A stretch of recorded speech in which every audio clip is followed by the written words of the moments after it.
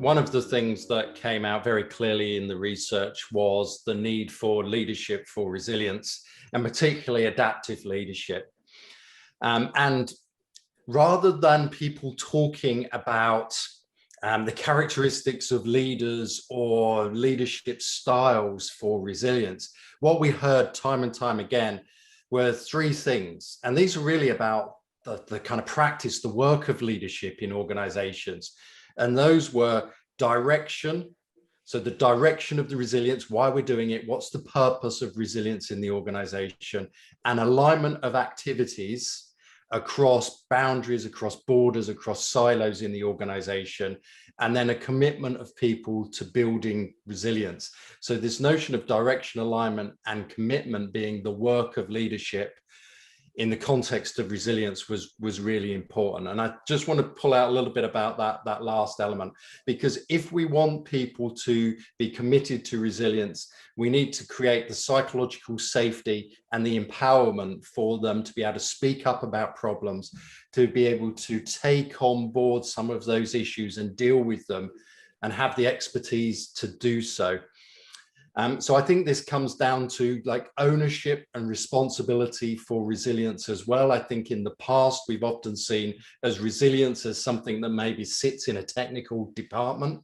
I think we are seeing ownership for resilience now very much at the board level and the senior management team level, but that also cascading through the organization.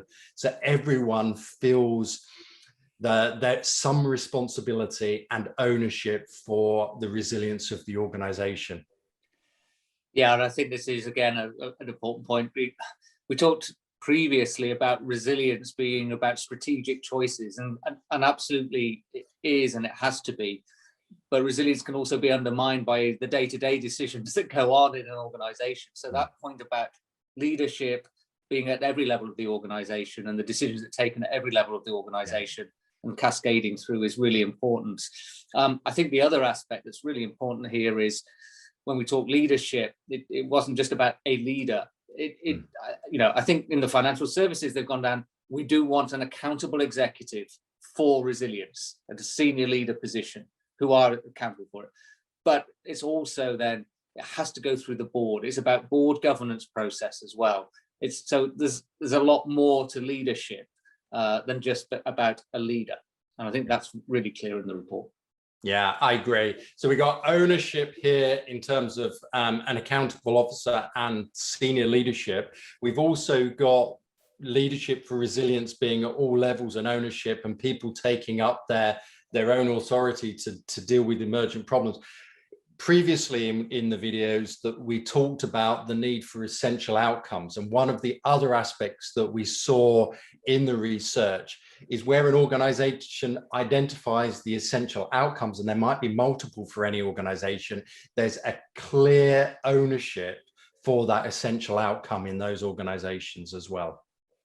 And some of this may become more important for some organizations. The government produced a consultation report very recently around audit and governance of major organizations.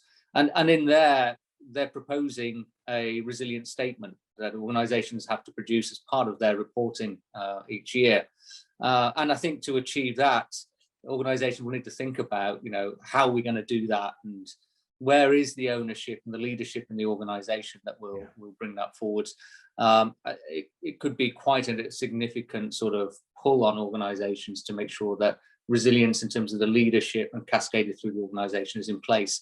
And in terms of, the practices we've talked about through all our sessions, they provide, when put together, a systematic approach to being able to understand the resilience of your organization and what more needs to be done, where the vulnerabilities might be, and then to sort of stress test those through and make sure, okay, we've addressed and we're as resilient as we think we need to be and can be against these scenarios right now. So I think all of that comes together really, really well.